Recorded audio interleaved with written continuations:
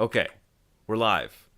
All right, sorry everybody. We had to reset the stream because I hit go live on the wrong stream. So today we're here to talk about what is socialism anyway with Reid Kane. Reid, thanks for coming. Thanks for having me. Okay, so yeah, before we get going, let's just do a little question, and you watching can play along. We have three people in the thumbnail.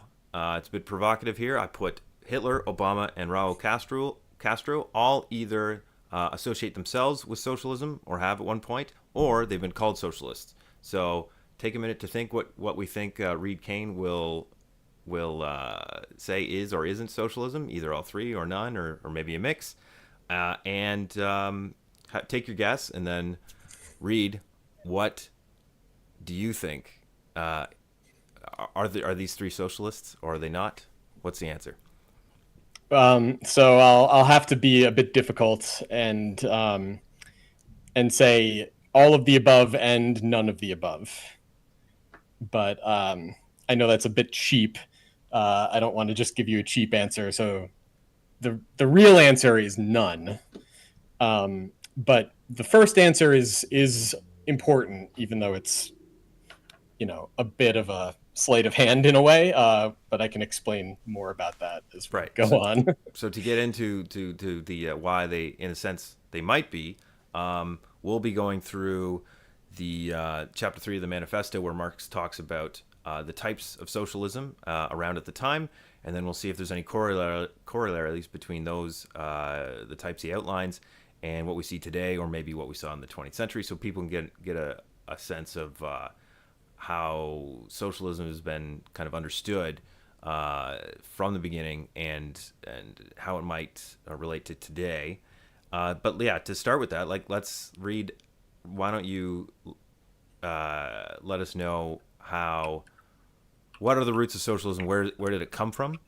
And yeah, let's just start with that. Great. Um, yeah, so I'll start with a definition, which is not exactly my typical way of proceeding, but I think it might be helpful in this context. So socialism is so the way Engels kind of puts this in his book, Socialism, Utopian and Scientific, is that socialism is or here, actually, I have it right here. I'll just quote it. Modern socialism, so specifically referring to Marxism or scientific socialism. But what he means by that is essentially like the clarification of what socialism more generally is. Okay. He is nothing flex of this conflict, in fact, between the modern the productive powers of modern industry and the relations of production within which they develop, relations of wage labor and private property and capital. So he says modern socialism is nothing but the reflex in thought of this conflict, in fact, its ideal reflection in the minds first of the class directly suffering under it, the working class, under this kind of contradiction. So the reason I put it that way is because, I think it's generally, I think people will think of socialism as kind of a vision of the future, some sort of idea of a future type of society, some plan, some proposal, some ideal, some principles, something that should become the basis on which society's reorganized. And the reason we think about it that way is because that is where the term really comes from, is from specifically the work of Robert Owen in England, as well as in France, Saint-Simon and Fourier, the three great utopians, as Engels calls them. And there's others as well, but those are really the kind of most important figures, certainly for Marx and Engels. So they came up with the term. Now, none of those three, I believe, used the term in their lives, except I think Owen might have used it. Or when I say in their lives, I don't mean that So let me go back.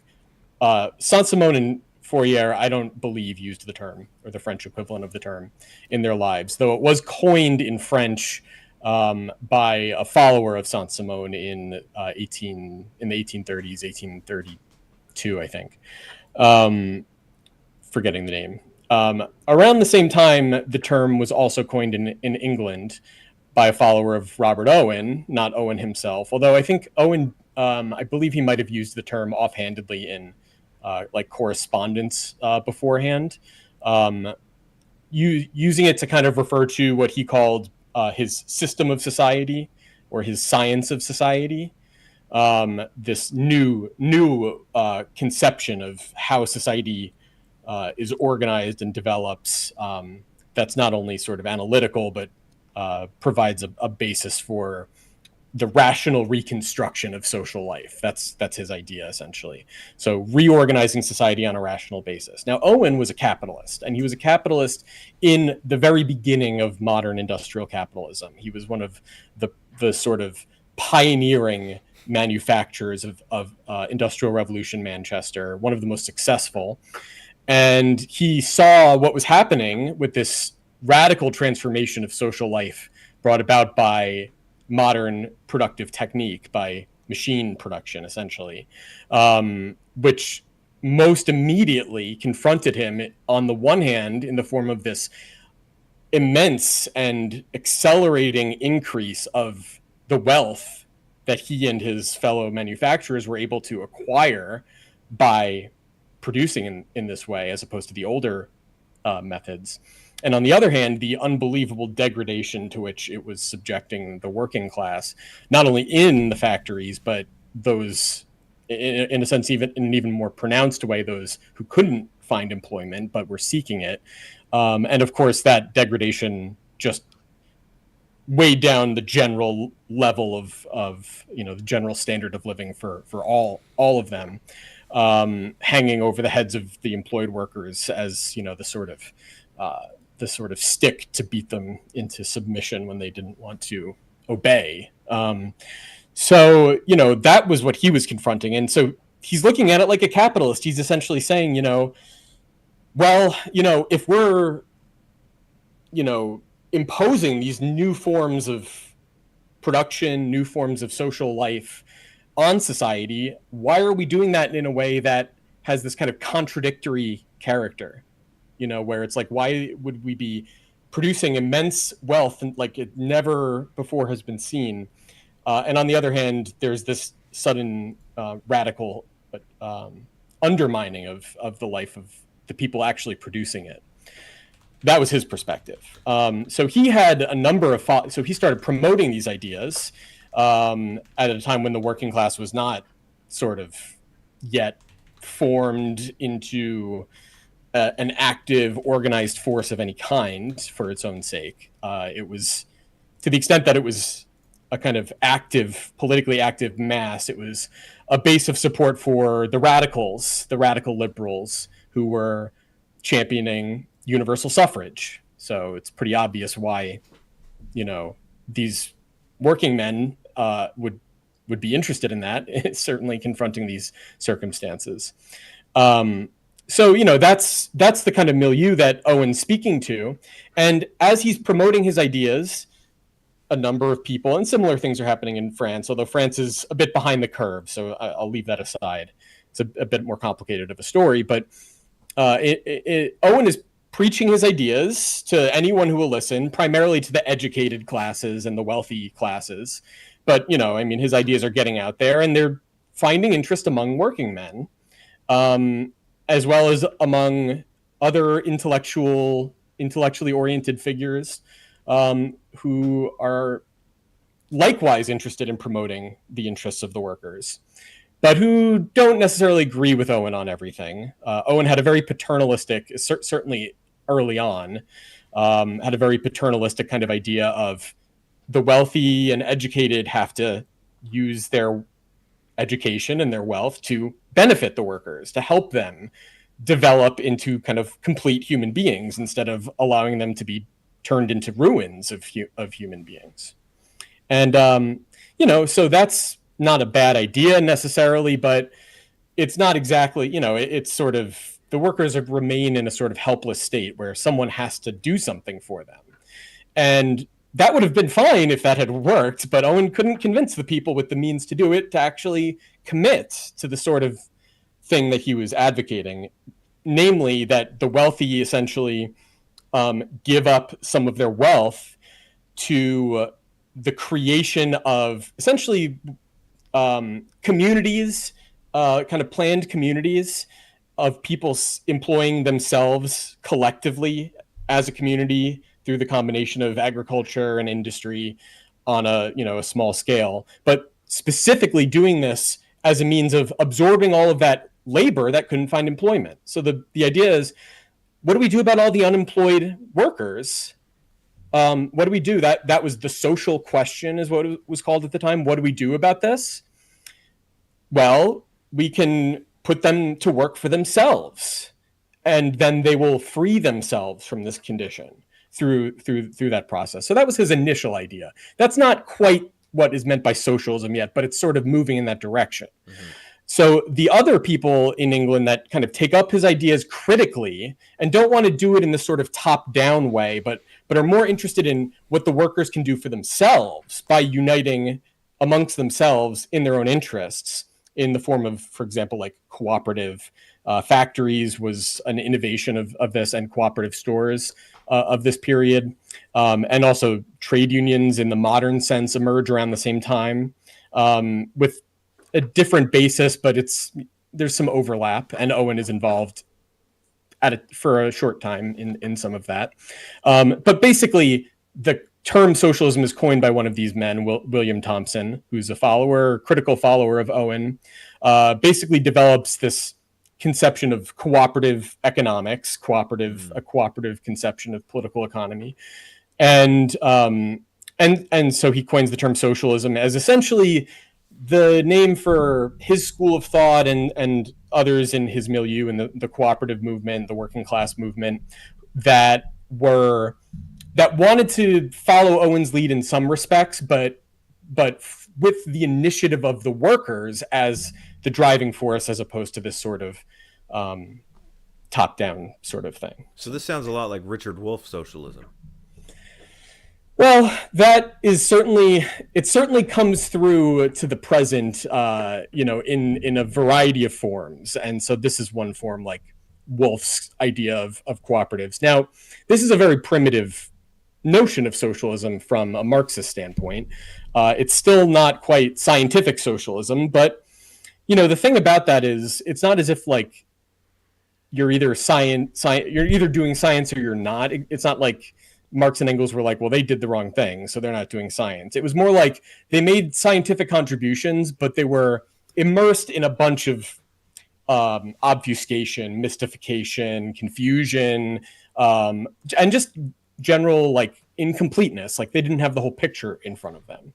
Mm-hmm. So these early socialists were making important contributions, but they were still basically groping in the dark. And from Marx's perspective, what they were missing is that this kind of idea that I was just getting at with Thompson, the initiative of the working class being important. Marx kind of takes that to another level. And so then we have to kind of bring in another element to this equation that is not specific to socialism.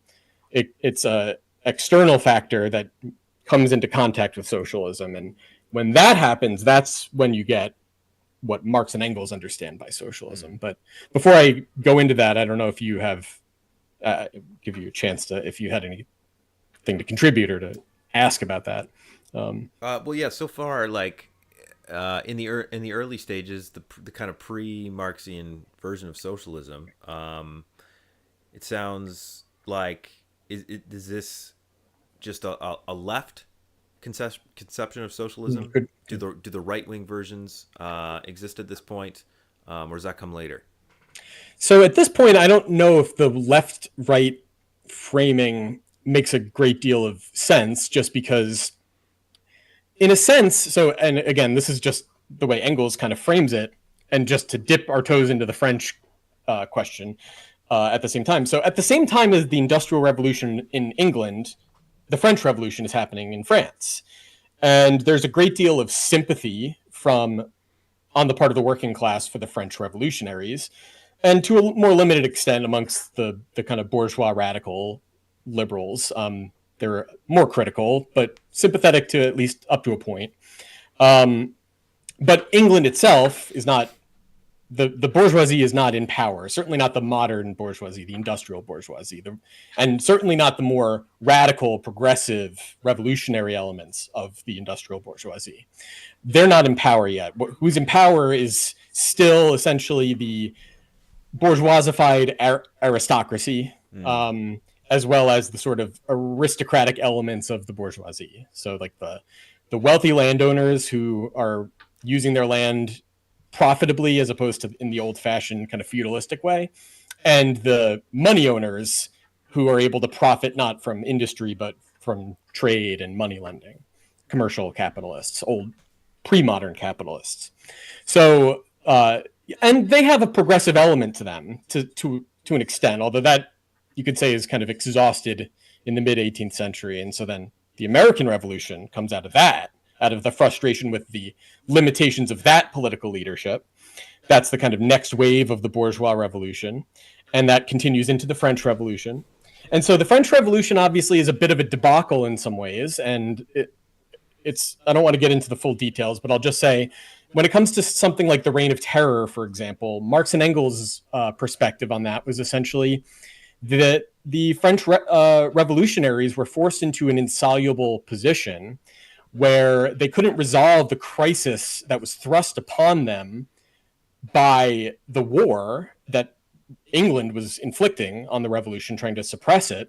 They couldn't solve that problem within France, but the level of development of the revolutionary struggle was still relatively primitive.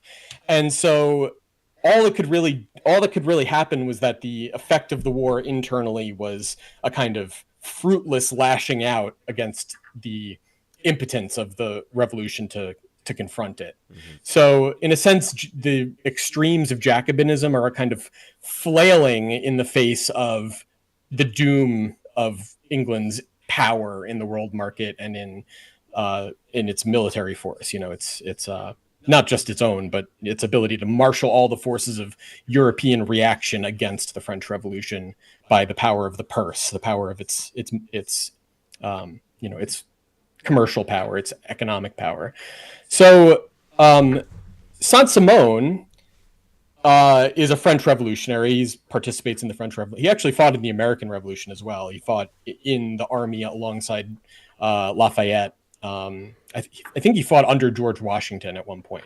But anyway, so Saint-Simon, essentially after the French Revolution, he's trying to think, how can we have the sort of rational organization of society that we aspired to, not ruled by tradition and inherited privileges and prejudices, but a rational, modern, free society? How can we have that if it seems like it just collapses into this, bloodbath? What do we do? So his original version of socialism, which is, I don't want to get into too much of the detail, but basically he kind of comes up with this idea of what you might think of as kind of like a technocracy, right? So as opposed to the rule of the mob in democracy, the rule of the unruly rabble, you have the enlightened technocrats essentially running things. Now, this doesn't have the sort of sinister implications we might associate with that today. Right, I was going to say, it sounds like a lot like what we get today. But it's also not yet socialism. Exactly. It's not really his full vision. And I don't want to go into that too much more at the moment because it'll get us sidetracked. But the point I'm trying to raise here is that initially it was kind of an alternative to the political struggle as a way of resolving the social question, and not just the modern social question, but social strife more generally, the starving masses in France, not necessarily facing the same conditions at this point. So socialism is a sort of way around the problem that in the revolution they tried to confront politically. So instead of a political reform, social reform. Instead of a political revolution, a social revolution. Instead of a political movement, a social movement. That's where this distinction comes from, right? And so the whole idea of socialism is that what if there's a way out of this problem that doesn't require conquering power and wielding it against our enemies in a violent civil war? You know, that was a kind of utopian aspiration. Now, that brings us to the other side of the equation. So during the French Revolution, right after the Jacobins fall from power, and there's a more kind of conservative bourgeois government established called the Directory, there is a great deal of discontent among the masses about this, and there is an element in the Jacobins, not the left wing, not the Robespierre, the Montaigne, not the Mountain, the kind of Committee of Public Safety, but the more moderate elements. Among the more moderate elements, among the Girondins, there's a group called the Social Circle, which is proto-socialists essentially, and they're kind of leaning in a similar direction. They're not really as far as this idea of socialism yet, but social reforms, property reforms, even as far as abolishing private property, but not necessarily in the sense that we might think of that. There's a guy who goes by the name Babeuf, who essentially, after the fall of the Jacobins, wants to reestablish the left wing, the more radical element of the revolution in power. But his perspective is essentially that the Jacobins fell because they didn't resolve this problem. They skirted the problem of property, of society, of wealth. Although in his perspective, that's land. That's not capital or money. That's land. It's a peasant society primarily. Right, it's too early for capital. Right. Only in the cities are you starting to get moves in this direction, but it's really the influence of England, that's having that effect. So Babeuf launches an insurrection with his manifesto of what he calls the conspiracy of the equals. And it's essentially a kind of proto-communism, or a primitive kind of communism, and agrarian redistribution, not redistribution in the sense of parceling out the land, but in the sense of collectivizing the land and then allowing people to make use of the land on that basis, essentially, instead of on the basis of private ownership. So that gets him killed. He gets, he's hanged, or maybe he was guillotined. I'm not sure, but in any case, that fails. But that has a big influence on the revolutionaries in England and in France and across Europe after the fact. But it's not exactly socialism. It's communism, but it's not socialism. Right. So can you go into the difference between socialism, communism? Because people use these words interchangeably, and even Marxists today. Right. So you can use them interchangeably in certain contexts, but you have to be careful about that, especially when you're referring to things historically. Because these terms mean different things to different people, different groups of people at different times. And so Marx and Engels will sometimes use them interchangeably and sometimes distinguish between them, and sometimes distinguish within each concept of different kinds of socialism, different kinds of communism. And you need to be able to move between those different senses without getting tripped up by that. That's a tricky thing to do, but that's the heart of the dialectic, is really being able to move between the different senses of things by grasping the interconnections between those senses instead of just seeing them as, well, that's just a different meaning of the word, and brushing it aside. So communism is an old idea, and this is actually, the way I'm phrasing that, I definitely very strongly informed by a great piece Chris Catrone wrote on this a number of years ago. I think it's called "What is Socialism?" But communism is a very old idea. Now, the term communism is from the 19th century as well. At least I believe that's been, conjectured. But the idea of communal ownership of good, community of goods, community of property, especially when it comes to land, is very old. It obviously goes back at least to like Plato's Republic, for example.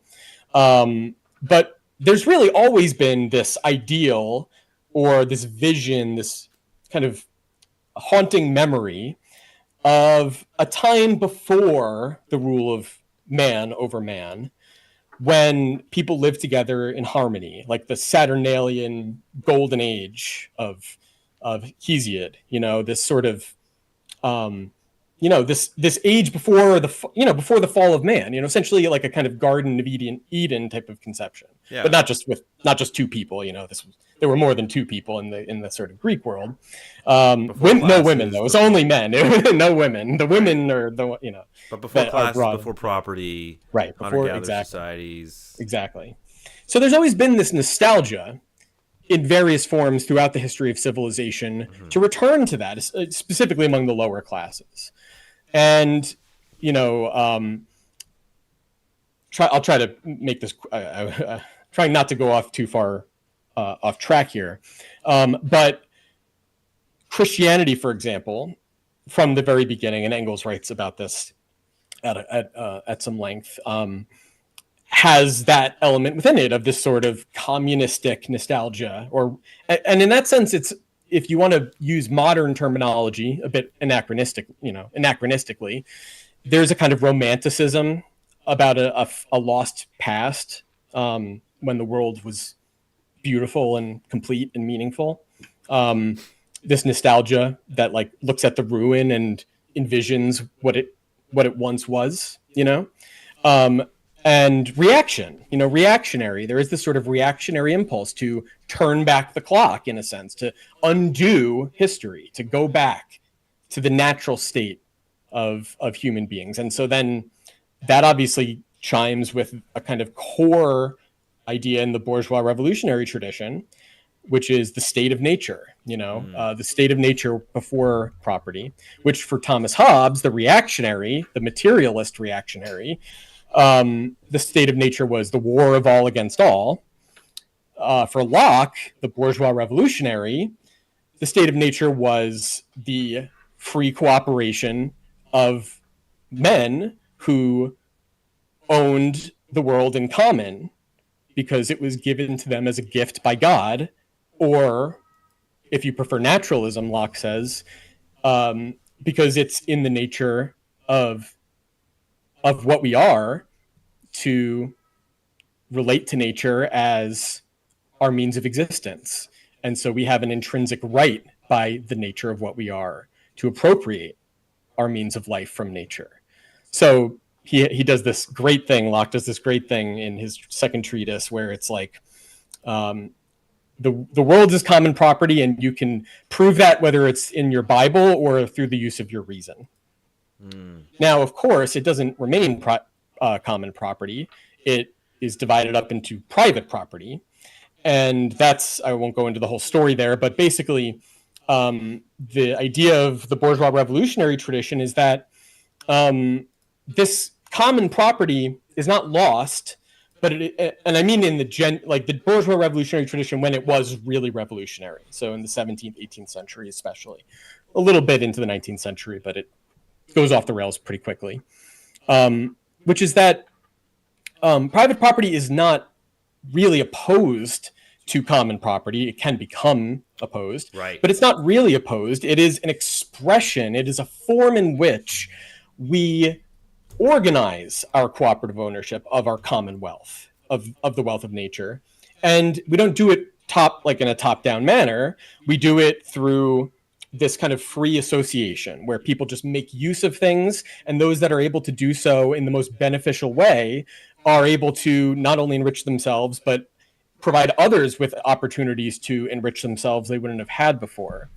And, so there is a condition for that for Locke, which is that in order to avoid the possibility of conflicts over limited resources, there has to be an unlimited amount of free land available. But fortunately, there is, because there's the Americas. So that's what he points to. He says, all the world originally was America. It was all free land that anyone could take for themselves. Again, and now, of course, you get into the questions of the Native Americans and so on, but let's leave that aside for the moment, just for the sake of this exposition. So all the world was America. Now, our little corner of the world in Europe is all parceled out for the most part. There's not a great deal of land you can just get your hands on.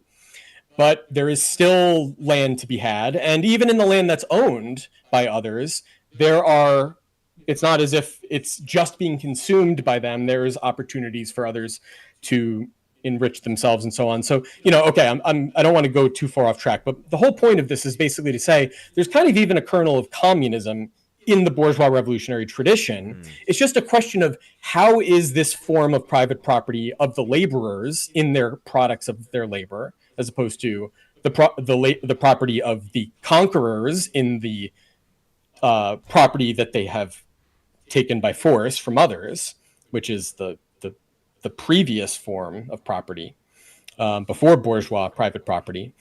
How do the laborers, in a sense, turn this private property into a form of social life by exchanging the products of their labor amongst themselves, and in that sense establishing relations of free association and free cooperation amongst one another? So communism, in a sense, is even motivating in a way, in a very faint way. Again, I'm not trying to go overboard here, but it's there. It's there. And there's even more radical currents within the bourgeois revolutionary tradition that are trying to push even further and saying, well, this isn't going to cut it. We need access to the land. We're not going to just, so there's like the diggers, the true levelers in the English Revolution, for example. There's even before the English Revolution, there's the peasant wars in Germany that Engels writes about, the Thomas Müntzer, pardon my pronunciation, but the peasant wars, peasant communism, which is a kind of Christian millenarian communalism tradition. So there are these sorts of, from the lower classes, that are not necessarily as sold on the leadership of this rising class of merchants and manufacturers and bourgeois types, who are more skeptical and more hostile. And that takes the expression of these sorts of even more outright assertions of a sort of demand for communal ownership of property, especially in the land. And so Babeuf is, in a way, the kind of last great expression of that, which Marx and Engels themselves call reactionary communism. It's a sort of backward-looking communism, but nonetheless, despite that, that doesn't mean it's verboten. That doesn't mean it's bad or evil or something. It expresses a legitimate grievance, if you will, of the exploited and oppressed classes in a situation in which there's simply no way for that to be overcome in reality, not in that moment. So it can only take the form of these desperate longings for a return to something that's been lost. But that sentiment, even though it's not rationally, its rational content isn't getting a grip on the real movement of history, the sentiment is very important. And so then that brings us to the thing I was alluding to, which is this. So where do these two things come together? Yeah. So Babeuf is an expression of this sort of political movement of the working class that's beginning to take shape in this very early of the modern working class, in this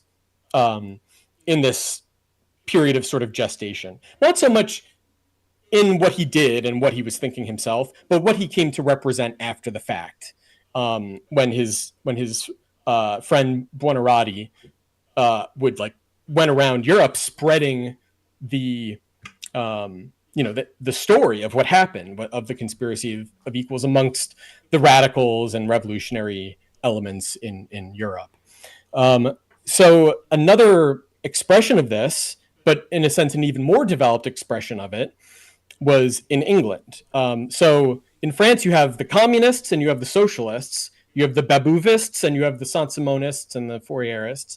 And they're very different sort of sentiments. One, the Babouvists, they have this sort of democratic communism that is a sort of use of political power to forcibly exert the will of the exploited classes on the whole of society, which is a reactionary impulse, but a sort of justified one in a sense, in the sense that it expresses something real, a real force that's developing, but to what? To what end? And then the socialists have this sort of idealized vision, which is really an extrapolation from what capitalism is kind of, as capitalism is emerging, they're sort of extrapolating from what's developing in an idealized way. What is in a sense the rational content of this change that's happening? What should happen? What could happen? Which is not about forcibly imposing anything. And in fact, the entire point of it was to avoid the pitfalls of that political project and to pursue the social road as opposed to the political road. That's why it's called socialism, really, ultimately, is because it's specifically supposed to, on the one hand, avoid the whole question of politics, which is a dead end that, Owen learns. The ruling classes have no interest in this. Okay, so I need to figure out something else. So there is this sort of dead end. And, So what do you do at that point? Well, you need to sort of make your appeal on the basis. You have to make your appeal to reason and to sentiment of people in society, and you have to do it through the voluntary cooperation of people in society. Now, the thing that changes in England, in the sense of this revolutionary political current, is that the working class movement begins to take shape in its modern form. And that begins in the 1820s when you get the beginnings of trade unionism, which had been made illegal. There's older roots of trade unionism as well, but in the strictly modern sense, trade unions had been made illegal in England, and that law that forbade them was rescinded in 1830, 1828 maybe. No, it must have been earlier. It was in, I think, the 1810s. Pardon me for getting the date, but the point basically being that the reactionary ruling class in England rescinded that law specifically to strike at the bourgeoisie, to attack them by undermining their alliance with the working class, because the working class was supporting their radical politics, their universal suffrage, and so on. And the Corn Laws, the struggle against the Corn Laws, tariffs.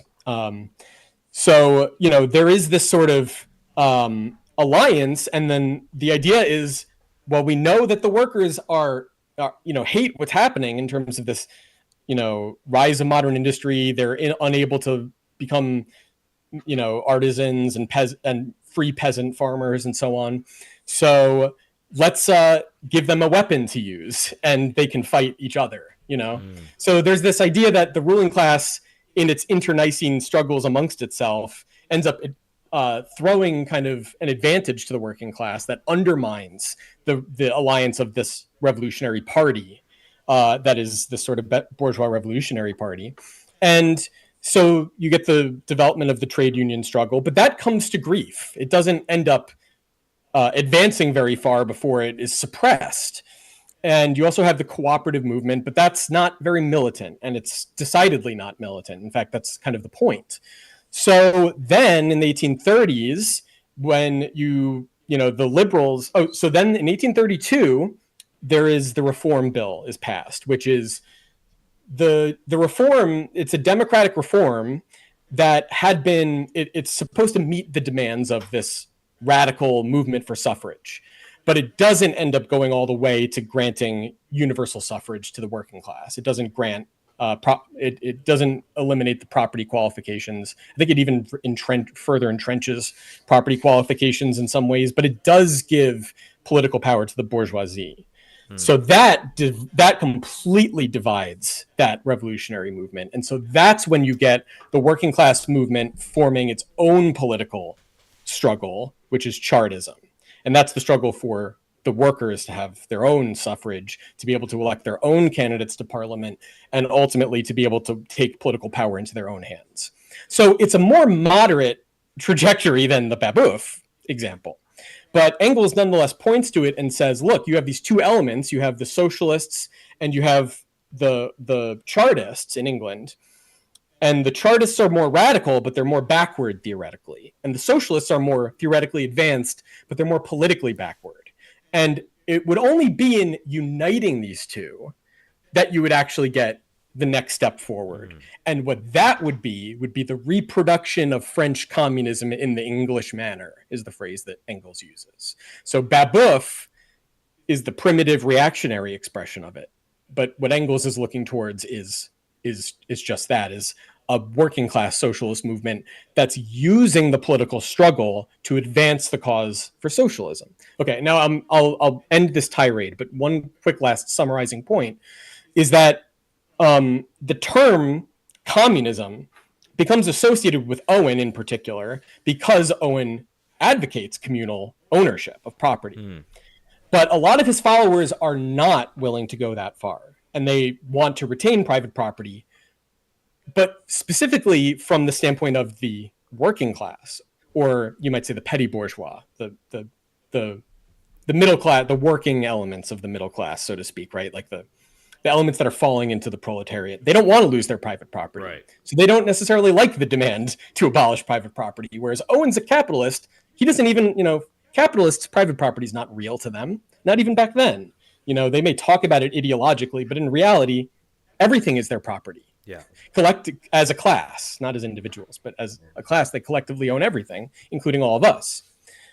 So that, so Owen is associated with communism, but his middle class followers who are now divided from the workers, they call themselves socialists to distinguish themselves from communism.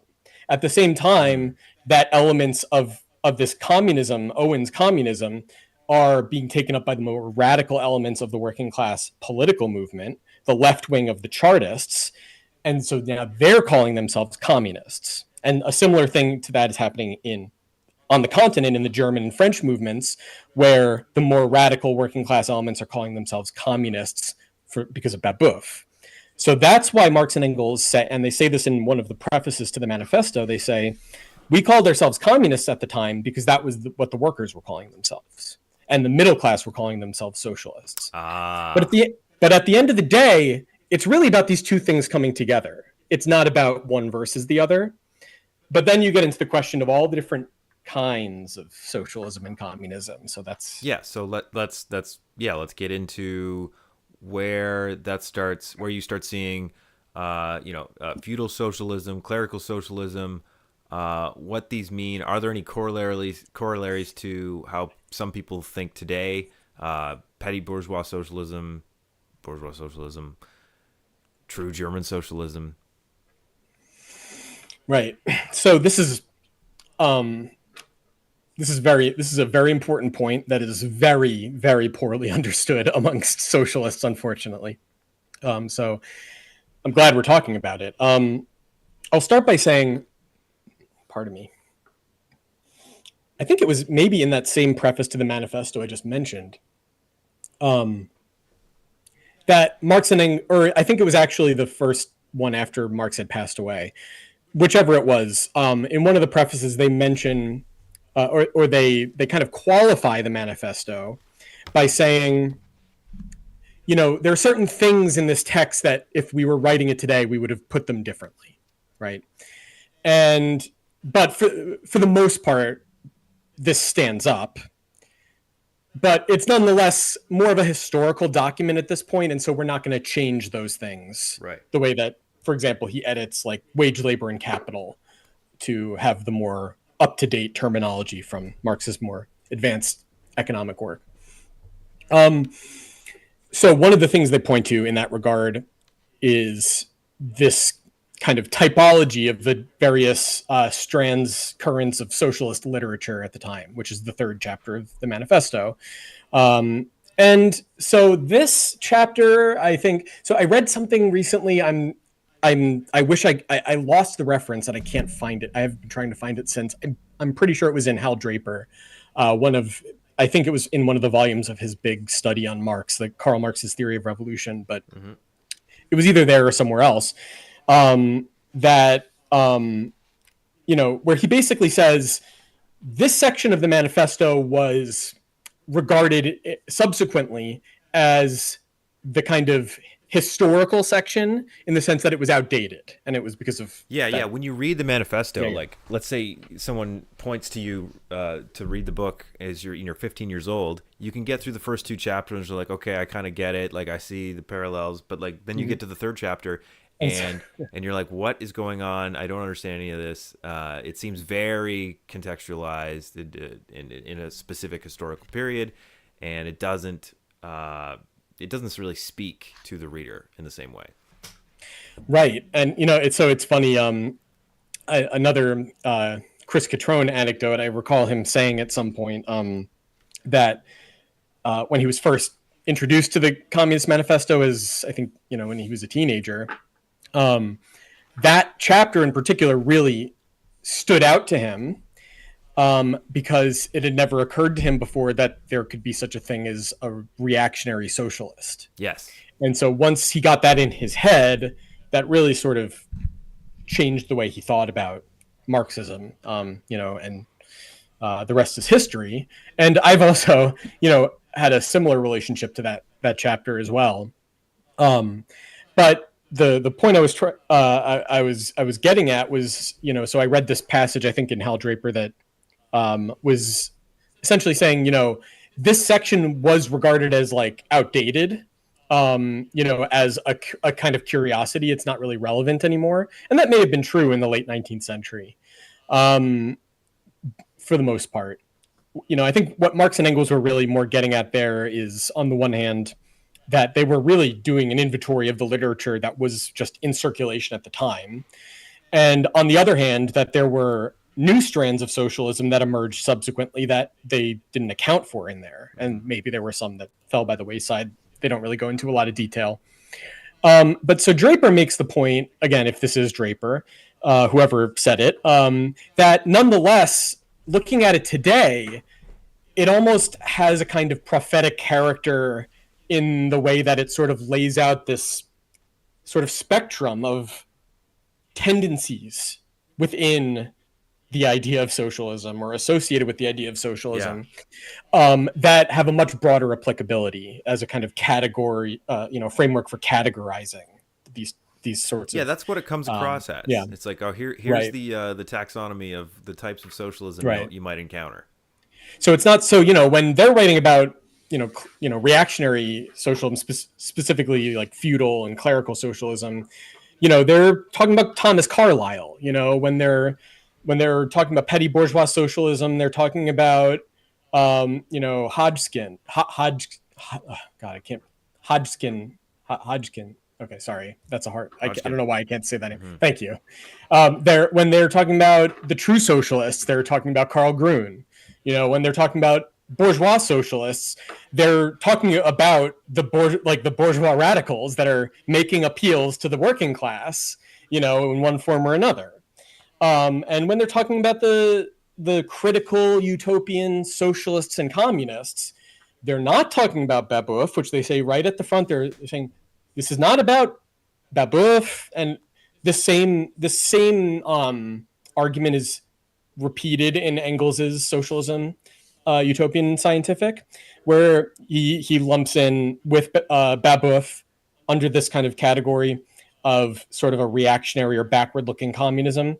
He lumps in the Levelers and Thomas Müntzer and so on, things like that. He even inclines to regard Christianity itself that way in certain contexts, although more as a kind of analogy. So there is this sort of direct reference point in all of those cases. This is not them spinning ideas, Right. It's a description. But there is this, one thing I would say in terms of that framework is the major divisions, as opposed to the more fine-grained divisions. You have reactionary socialism, conservative socialism, and then you have this kind of critical utopian socialism, which is not really political. And this is what we were just describing earlier, the utopian socialists. It's not really political, so it doesn't exactly have a place on the political spectrum. But it divides in two. It divides on the one hand into the communism of Marx and Engels, which is what the previous chapter of the manifesto is about. It's about their critical communism, which is how they describe their own tendency at the time as critical communism. So that comes out of the utopian socialists. But then something else also comes out of it, which they call at different points doctrinaire socialism, sectarian socialism, and so on, various different things. But the idea essentially being that clinging to ideas from the past that, while not exactly true unto themselves, had a certain truth in their moment. They spoke to their moment, but within the limits of that moment. They kind of went as far as it was possible to go at a primitive phase of development. And in that sense, they pointed beyond those limits, but only in a very vague, obscure way that had to be critically clarified. And that's what Marx and Engels did. But their other followers didn't take that road. Instead, what they did is they clung to the ideas as if they were, eternal or what have you. They kind of bracket the historical context, and what they specifically bracket is what changes between the 1810s and the 1840s, the development of the working class movement, the proletarian movement. Yeah. Saint-Simon, Fourier, Owen, none of them had very high regard for the proletariat, at least early on. Owen kind of comes around ultimately, but in his way. But their followers that kind of take up their ideas become sort of recalcitrant against this class struggle perspective that reeks to them of this, backward idea of imposing by force on society some reordering that's not founded in reason and science and enlightened humanity and the kind of goodwill towards all mankind, this kind of moral sensibility, but is instead grounded in this sort of resentment of the poor against the rich, which in their minds is not going to lead to a rational, mutually beneficial, social order, but to barbarism, right. And now, granted, that's a class prejudice, but they are members of that class, or they're, if not members, they are reflecting the standpoint of the ruling classes, and they certainly, it's not like there was no reason to have that perspective. But the problem, of course, is that they thereby oppose themselves to the working class movement. And they thereby become an obstruction, potentially, to the development of that movement if the workers are taken in by this sort of sectarian standpoint, which isn't just what I described so much. That can take a lot of different forms. There were sectarian Marxists in Marx and Engels' lifetimes that they denounced. It's not just about this bourgeois humanitarianism. It can take a lot of different forms, but what's characteristic of it, of sectarian doctrinaire socialism more generally, is this willful isolation of the enlightened, vanguard, if you will, of intellectuals who know better, their willful isolation from the real movement, and sort of condescension to it. This sort of attitude of, we know better, and the masses either need to listen to us and come over to our position, or maybe that's not even necessary. Maybe they just need to shut up and we should be in charge. They can have an uprising that lifts us into power, but then we establish our dictatorship over them for their own benefit, So there's different forms of sectarianism, doctrinaire socialism, but Marx and Engels characterize it as reactionary. In a different way than like Babeuf is, obviously. But reactionary in precisely, or conservative or reactionary. So conservative meaning not necessarily trying to turn back the clock, but at least trying to slow or halt the forward movement of history because, there's this idea among, say, the capitalists, the bourgeoisie, that the emerging social order is the natural, beneficial way of organizing society. wonder why they would think that, but they have that perspective. And so, they don't want things to go too far off the rails. They want to keep things within certain limits that allows them to maintain their class position, their means of life. So, the conservative element, that's the conservative. So Marx has this bit in The Poverty of Philosophy where he says, the bourgeoisie is revolutionary up until a point. And this is always the case with the revolutionary class, where it's revolutionary up to a point, and then it reaches the point that it can't go any further, and then it becomes conservative. And the point at which it can't go any further is the point at which the new revolutionary class that's developing within its coalition, this kind of movement of society that it's leading, rises up to the point of coming into conflict with this formerly revolutionary class. Whereas reactionaries have a sort of mystified, fantastical, romanticized ideal that they're trying to restore or return to or bring back.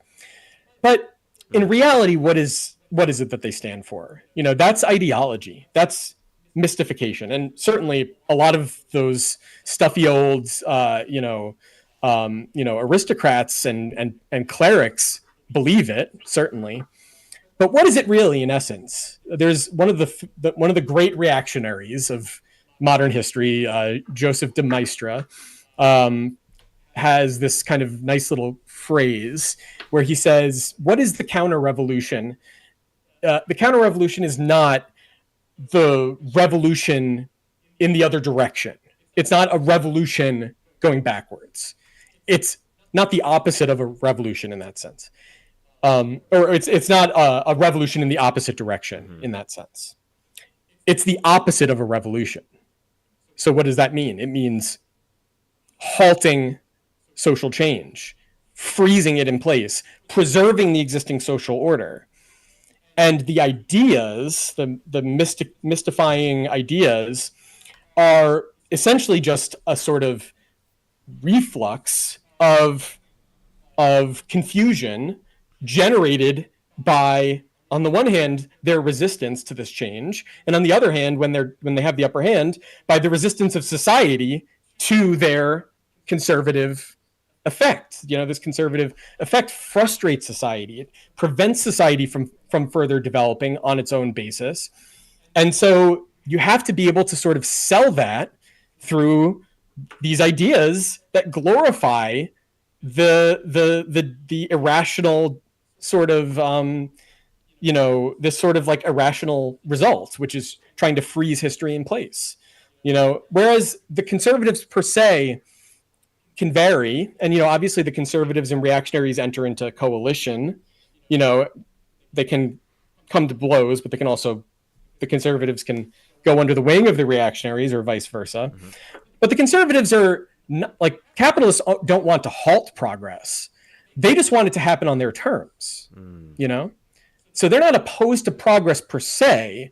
What they don't want is progress that gets so out of control that it undermines the whole thing, right? And so from their perspective, revolution can't go any farther than capitalism, because as soon as you try to go further than that, the whole thing goes off the rails. The poor people rise up, they liquidate private property, and then we're back to barbarism. So that's what they think. And so the various kinds of socialism line up with that political spectrum, but only when socialism really becomes political through the working class movement taking it up as a political project. And so then at that point, the non-political socialists, the doctrinaire socialists, the sectarian socialists, to the extent that they are non-political, they end up becoming a political factor even where they resist politics. And so this is kind of how anarchism, as we now know it, comes about, is that, the resistance to politics, while it seems revolutionary from a certain angle, is really about resisting the necessity of going through the political struggle to overcome it. They're just trying to do away with it. Right. They're sticking their heads, burying their heads in the sand and saying, la, la, la, no, we don't like this. We're going another way.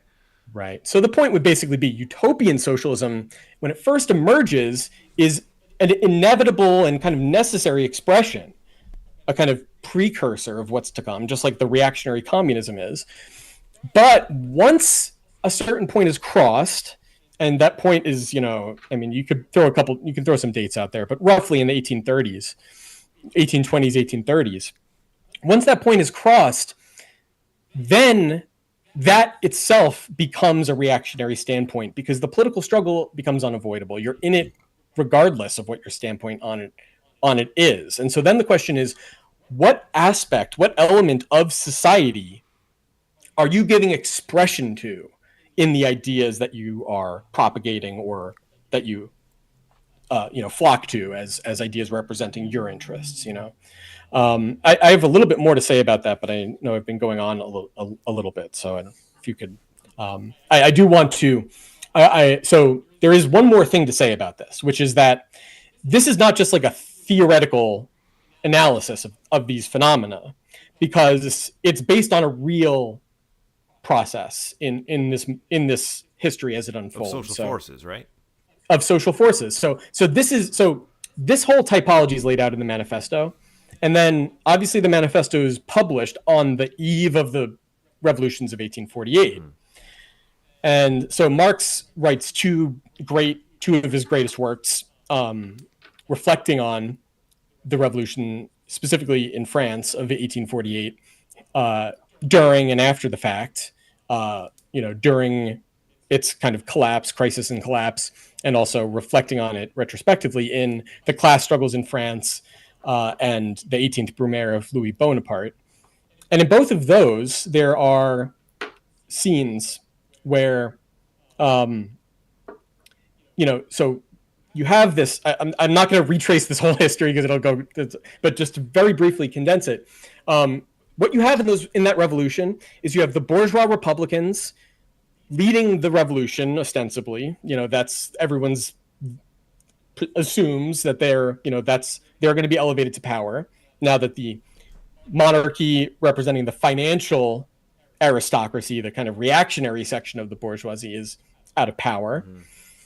And then right beneath them, you have the petty bourgeois democracy. So the more radical Republicans, the Republicans that want universal suffrage, essentially, as opposed to restricted suffrage, kind of aristocratic republicanism, enlightened republicanism, as opposed to mass republicanism. And then within the petty bourgeois democracy, the far left wing is the proletarian socialist movement, which is not yet really a separate party per se, but the kind of radical wing of that party, of the Democratic Party, the petty bourgeois party. And so in that revolutionary struggle, all sides are trying to appeal to the working class. And so the appeal to the working class takes the form of presenting their own class interests. So the reactionaries present their class interests as identical with, or at least in common with, the interests of the working class. Yeah, your struggle is our struggle. Yeah. Right. And so do the bourgeoisie. So that's, that specifically in the manifesto, the section on bourgeois socialism, free trade for the benefit of the working class. Also tariffs for the benefit of the working class. Prison reform for the benefit of the working class. All these things for the benefit of the working class. And we still see all this stuff today in different forms. Right. But those are all forms in which the bourgeoisie tries to use political power to conservative ends, to maintain its class rule. And same thing, the petty bourgeois Democrats also do the same thing. I didn't mention it, but very important and very, very overlooked, the single most overlooked section in the manifesto, except maybe the last chapter, is the section on true socialism, or German or true socialism, which is another kind of reactionary socialism that is essentially the socialism of the intelligentsia, the intellectuals, who ally themselves with the reactionary government. Because, so that's a very important section. Everyone should definitely look that over, because I know everyone always neglects it. It's very important. That's what we have today. That's what we have today. That essentially, yeah. I mean, for the most part, in terms of who are the socialists, they're that kind of socialist. They're reactionary intellectuals that make arguments to support reactionary governments against the revolutionary aspects of capitalism, as opposed to, so, they don't oppose the destructive side of capitalism. That's okay. I'm getting a little off the rails here. I don't want to completely go off the rails. Just to finish that point, they like the good aspects of capitalism, want to get rid of the bad aspects of capitalism. Mm-hmm. But for Marx, the bad aspects of capitalism are what's revolutionary about it. The destructive side of capitalism is what's revolutionary, not because it's not like this idea of like accelerationism as like things should get worse and then they'll get better. Yeah. That's not the point. The point is it's already bad, and the working class needs to deal with what's bad for themselves instead of having other people take care of it for them. Because what's really bad is when the working class is helpless. That's what's really bad.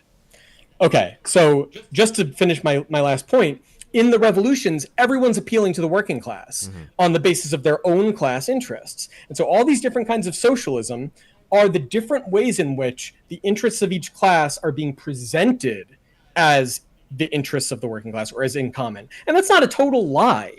In each case, there is some commonality. Right. But at the end of the day, the real interests of the working class are for their own movement to fully develop. At least that's the Marxist perspective.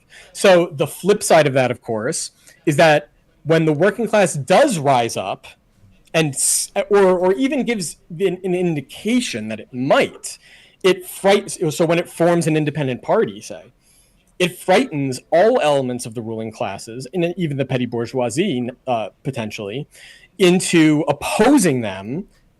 And so it drives all the other parties into the arms of reaction in order to suppress the working class. And so then at that point, everyone goes from saying they are socialists and that what they stand for is the real socialism. Then they go to the other side and say, everything that we used to advocate is socialism, and that's bad, so we should be against it. So universal suffrage is socialism. Progressive taxation is socialism. Free trade is socialism, et cetera, et cetera. So this is in the sense that everything, like the three people I brought up, like everything is kind of, people are, or these tendencies are socialist and not socialist at the same time. So yeah, what can you say? In what sense is Hitler and the Nazi Party socialist? Right. So, even though they're clearly clearly anti-socialist, they're anti-Soviet, they're anti-workers, even. But yeah, in what sense are they socialist? So to answer that question, I need to just generalize for a second. So that whole dynamic, going back to the Engels that I started with, the reflex in thought of the modern class struggle, essentially, is what socialism is. Specifically, in its critically clarified form, that's scientific socialism, that's Marxism.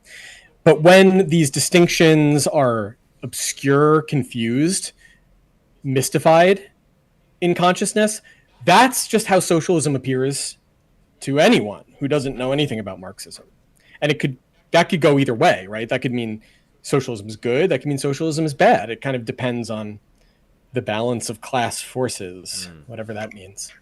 So one important aspect of this whole thing that I haven't touched on, and I have to just very briefly just to get to the Nazis in order for any of this to make sense, is that there's another form of socialism that emerges after the 1848 revolution that is not covered in that text because it hadn't emerged yet, but it's the most important, and that is Bonapartism.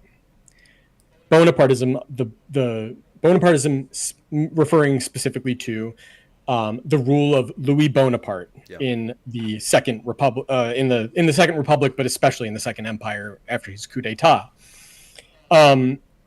So Marx and Engels refer to this as imperial socialism, which is based on, and so one way to think about this is, in a sense, bringing all of the other forms of socialism together, all of the reactionary and conservative forms of socialism together in a kind of unified package.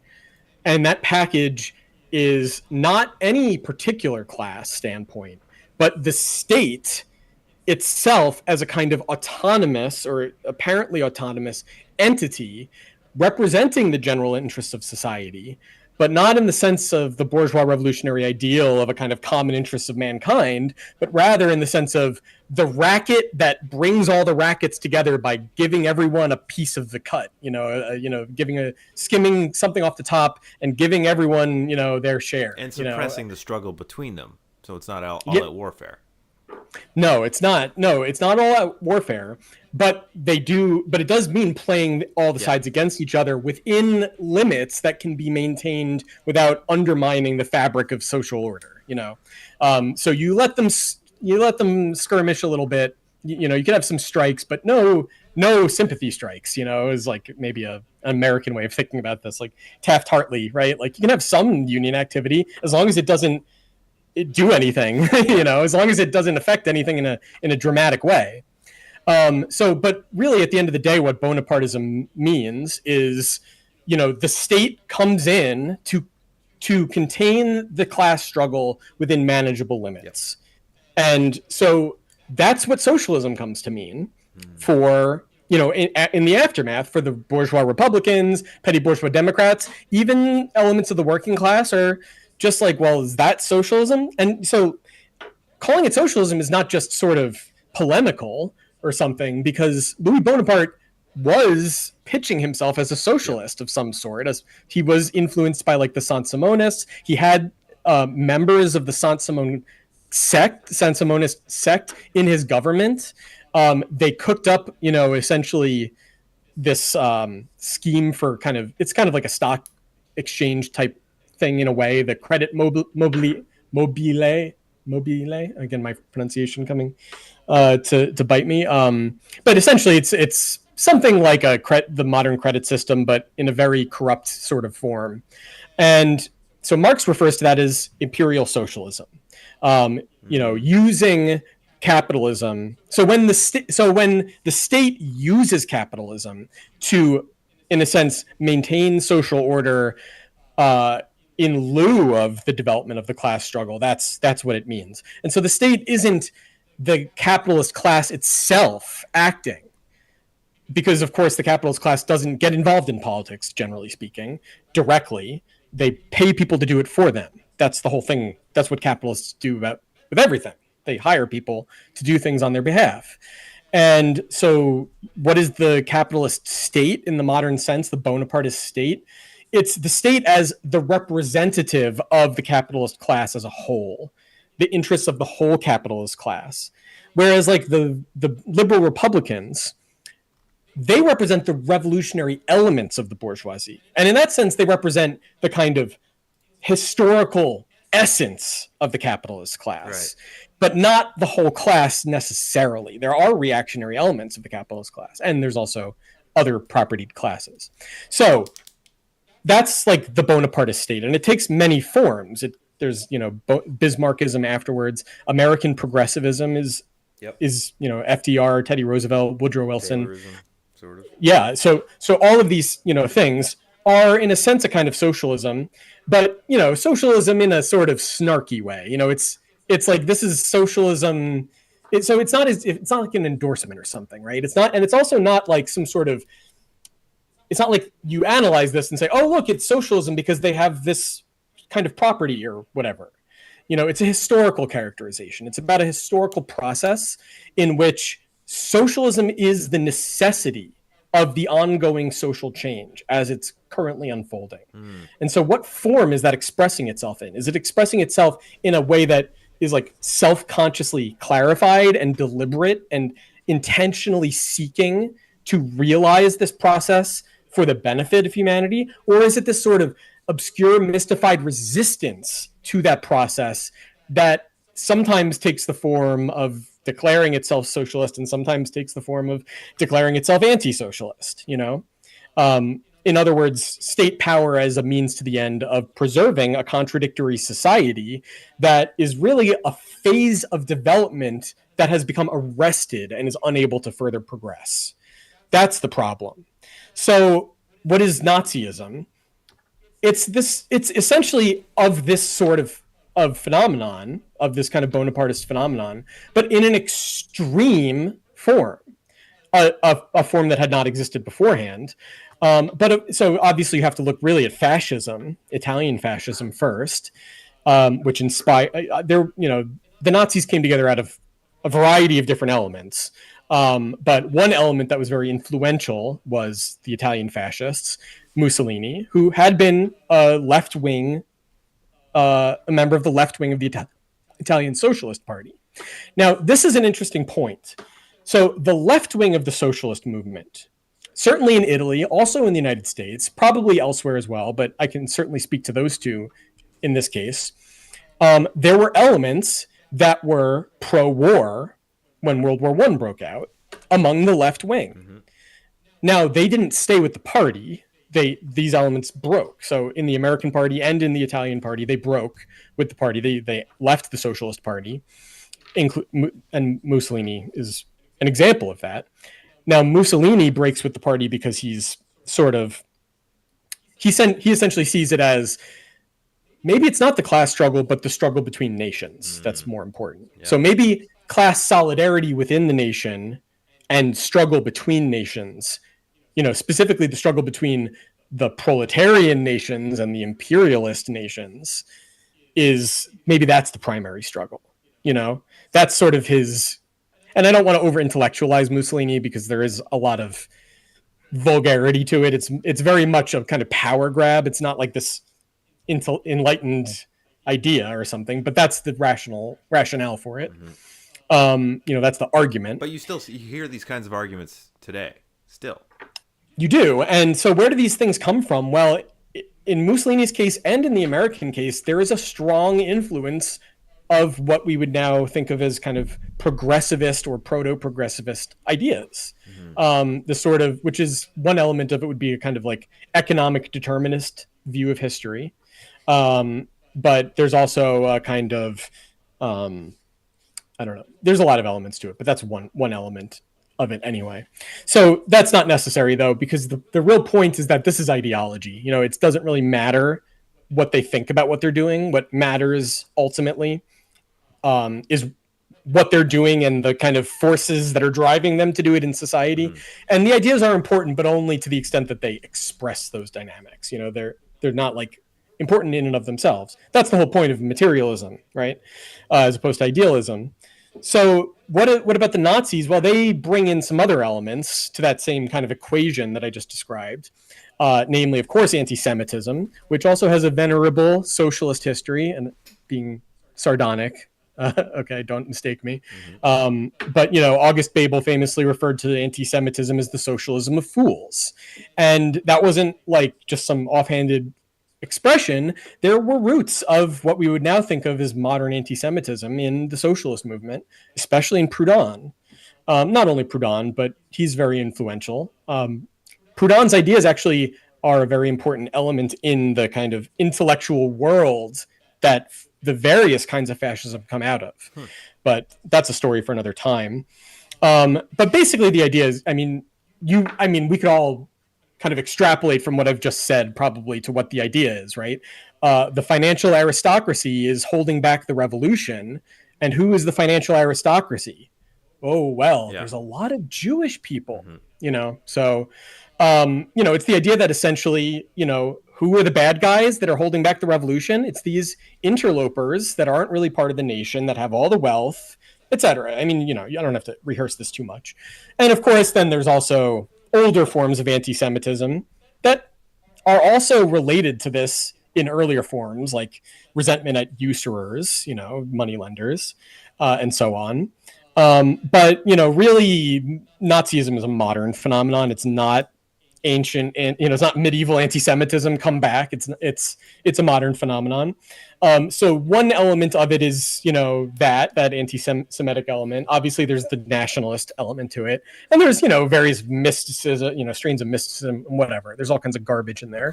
But one really important point to be emphasized here is that what the Nazis do is they bring together the financial aristocracy, the Jews, with the Bolsheviks, right? The Marxists. And so the capitalists which is they just identify capitalism with usury, with financial, finance capital, and to use a kind of modern way of talking about it.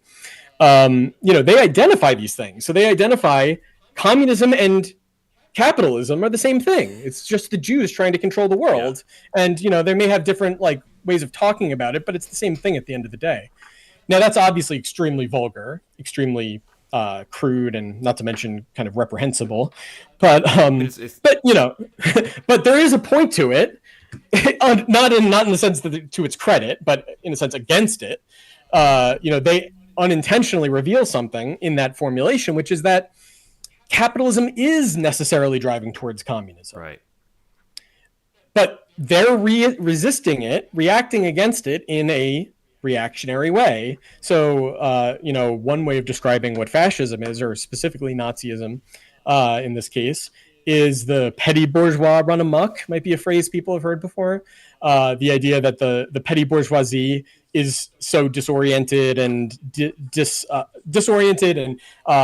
demoralized and has developed so much antipathy towards the proletarian socialist movement due to the events of the 1910s and 20s, that they end up kind of embracing their own form of socialism, but of an especially virulently ugly kind, an especially horrific kind. And of course, there's also the lumpen elements to it, the lumpenized elements, this kind of criminal gangsterism element to it as well. Right. So, it's a bit of a melange. It's not like it's one coherent thing. But what it does, but that's what Bonapartism is also. It's not one coherent thing, except in its political function, which doesn't have anything to do with its ideology. It's just it's a necessity that must be fulfilled one way or another, so long as the proletariat doesn't take power. Marx has a very pithy summary of what Bonapartism is, almost too pithy, which is that it's the form of the state when the bourgeoisie is no longer and the proletariat is not yet able to take power. So that's what becomes of the state. And so, whatever ideological dressing is needed to get the masses, behind it, because it does have a sort of democratic character, even Nazism. And I mean democratic in the sense of demagogic, mob rule. So not like what we would mean by democracy necessarily, but democracy in the sort of bad sense, right? The sense that people sneer at democracy because it's oh, you don't want the stupid poor people in charge, But there is a sense in which that kind of is what Nazism is, not the stupid poor people, but people that are driven to madness by the situation that they've been thrown into by the winds of history, which isn't to relieve anyone of moral culpability or anything, but the point basically being that none of that should have happened. The revolution should have happened, so if Rosa Luxemburg hadn't died, blah, blah, blah, rest in peace, Rosa Luxemburg, her death was yesterday or 2 days ago, the anniversary, I think. But okay, that's sort of a cheap way of saying it. But yeah, again, the summary would be it's an extreme form of Bonapartism that is very specific to the particular situation it emerges out of, namely the demoralization and defeat of the proletarian socialist movement and this sort of degeneration it undergoes as both before and after that defeat.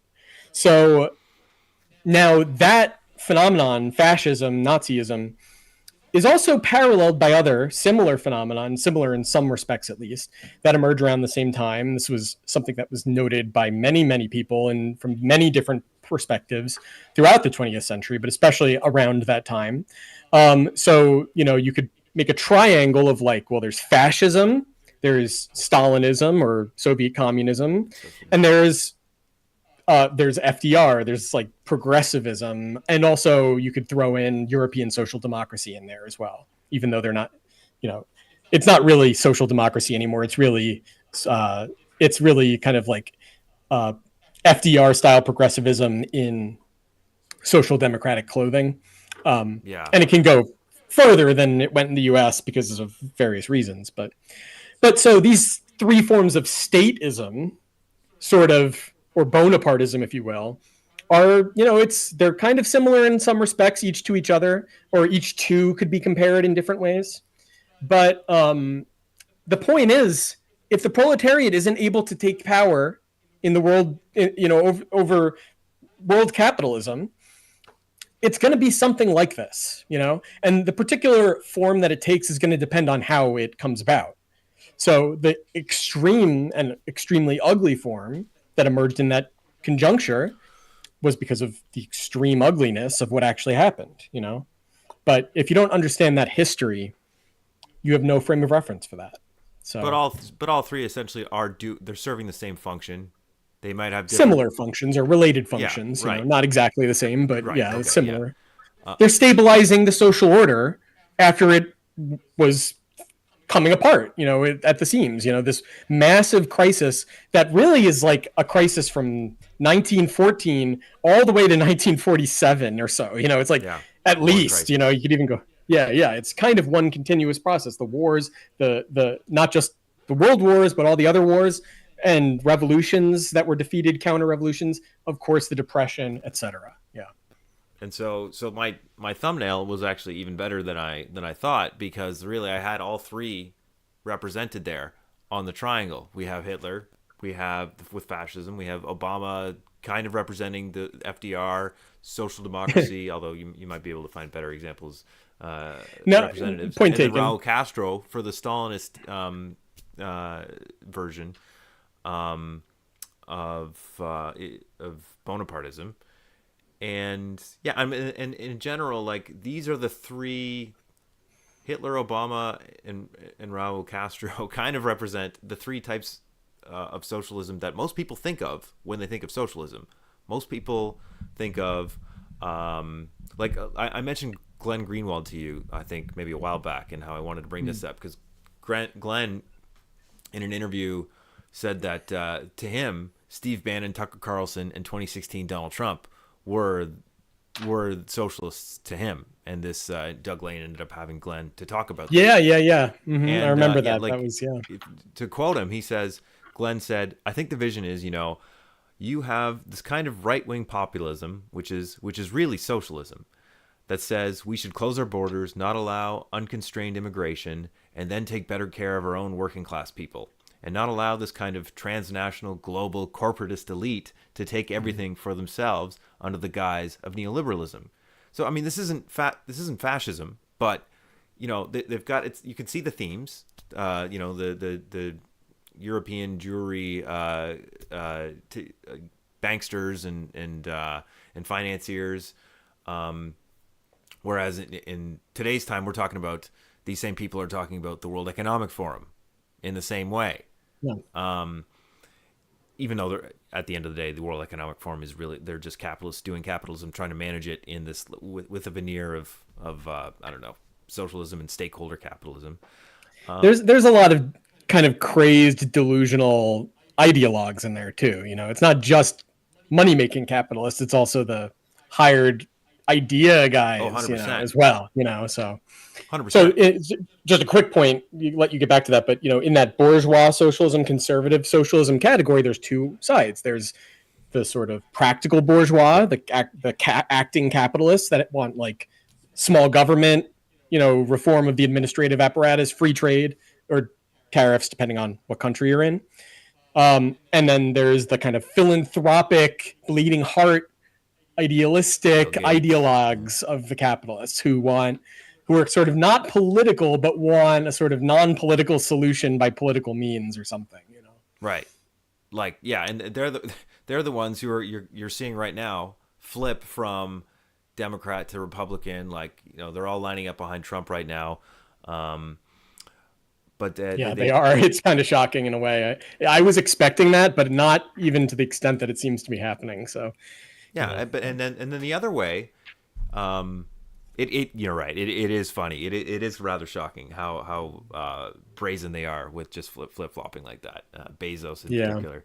But yeah, the other main way, like when you ask the average person on the street, especially if they're like liberal lefty types, they'll say socialism is the type of government where the state runs and regulates most of the economy, redistributes wealth. That's the big one, because that's what they think, and provides a minimum standard for all. So this is Right. this is also part of weirdly how what the Stalinists today, the ACP will say China is socialist because of look at the standard of living they're able to produce, which is weird because they call themselves Marxists. And basically, people think of socialism as social democracy. Bernie Sanders, Corbyn, pointing to the Nordic countries, and that socialism and capitalism are features that countries can choose. Policies Yes. or systems You can have more or systems in the less sense of like of you capitalism can or implement it. socialism. Yeah. Yeah. It's yes, totally, and it's it's so one thing I would say about that is that it's people think about things in terms of ideology, in terms of ideas, right? That's just natural. I mean, that's just the way things are. You can get frustrated with people about it. You can condemn them for their idealism or whatever. But Engels says I think in the Feuerbach book, everyone's born an idealist. Of course you think about things in terms of the way they appear to you for, immediately. Like that's, and not just appear in the sense of like sensation, although that's, obviously when you're like an infant, but, even as you develop more kind of, sophisticated means of parsing the external world than just immediate sensation, still there's like a level of immediacy of just how things immediately appear to you that, of course, that's just the default way everyone thinks about things. And like when you're not actively in your head about, analyzing whatever, you're just carried along by the way things appear. That's just that's the way the world works. But the thing is, it's not just a lie. It's not just wrong. It's not just, it's false consciousness is not everything that is in your consciousness is false. It's the form that's false. And what I mean by that is that you're seeing the immediate appearance, the kind of surface of things, as if it's all there is.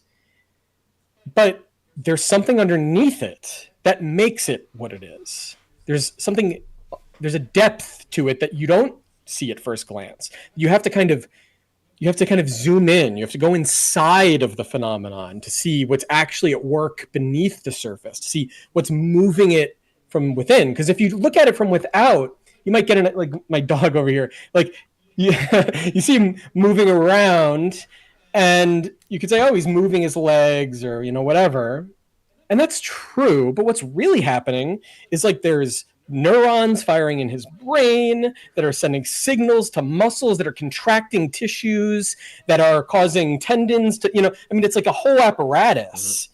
And the surface appearance, it's not that it's wrong, but, if that's all I knew is what it looked like from the outside, what if, he broke his leg? I would have no idea what to do, or I could try to figure it out, but I'll probably end up doing more harm than good.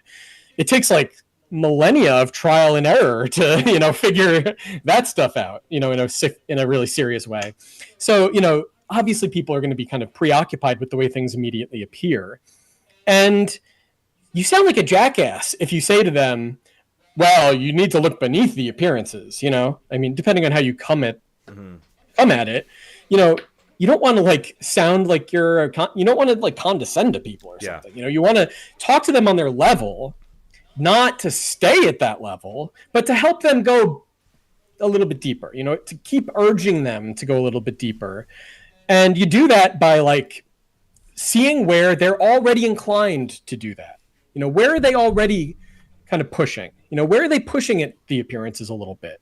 Questioning them, raising questions, even if they're stupid questions, even if they're kind of misleading, mystified questions.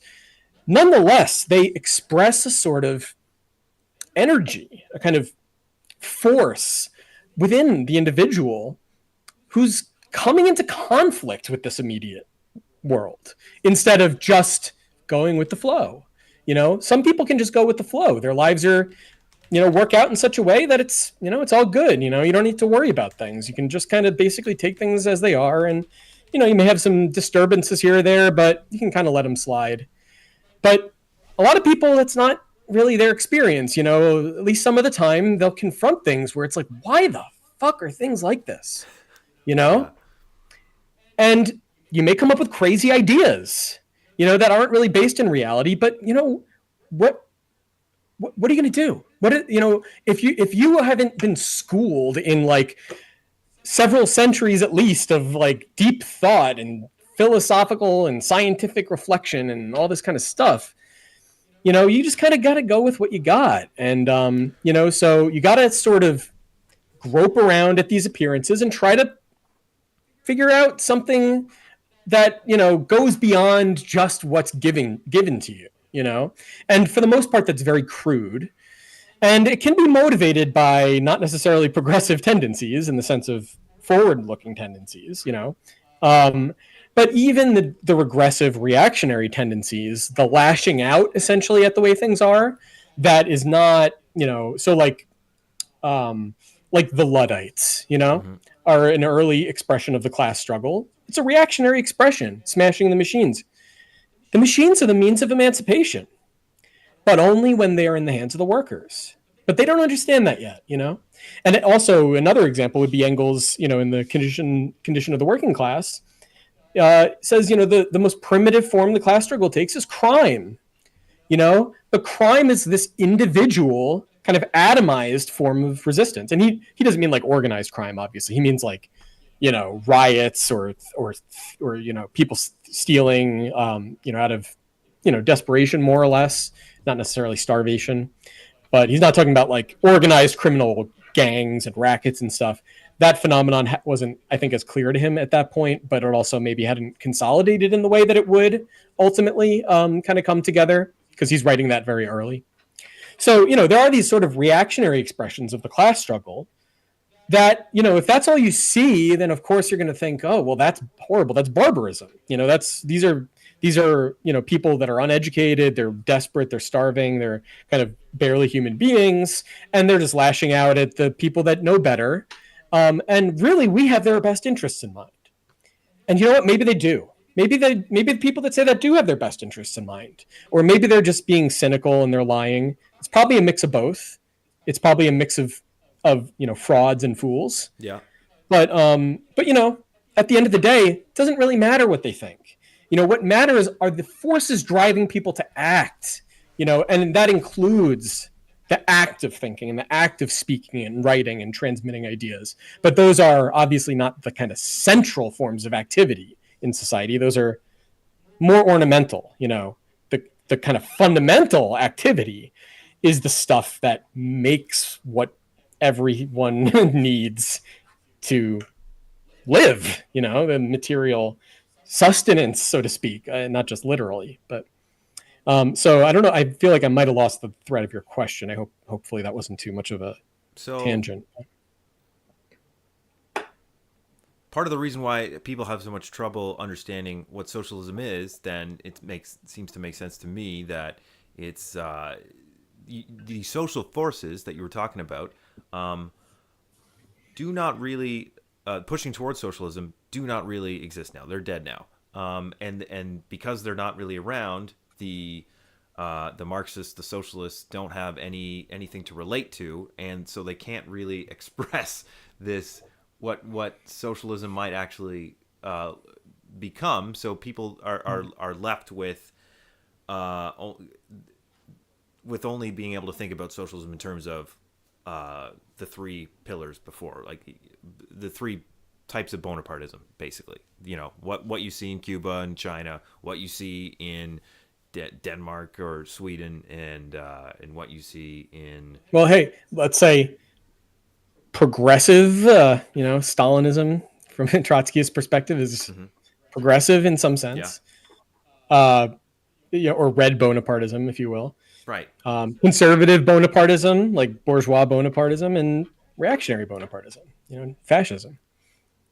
And not just fascism, but also traditionalist sorts of despotism as well. Right. The Stalinists, like the actual existing socialist countries, they at least contain the seeds of some possible future society were revolution to occur in the core of capital. Then they would be kind of better placed, maybe, in theory. But okay, to wrap up this conversation, then we've been talking about what socialism was, where it came from in the 19th century, and how it evolved into basically the caricature of socialism in this form of in these various forms of Bonapartism. So for someone who isn't a Marxist, what do we mean when we're talking about socialism? What do Marxists mean? What do socialists mean? Like, what is it? What does that look like? And today, like, what? How would that be expressed in a way that's like, oh yeah, that's the thing I want to do. That's the thing we should be working towards. Right. That's a great question. So, Marx and Engels can sort of sometimes condense this down, and not just them, but like Lenin, for example, Kautsky, others will sort of boil this down to distinction. And Engels, that's the whole subject of the book, the Socialism or pamphlet, selection from another book, but the Anti-Düring. But the point is that you can kind of boil it down to socialism, utopian, and scientific.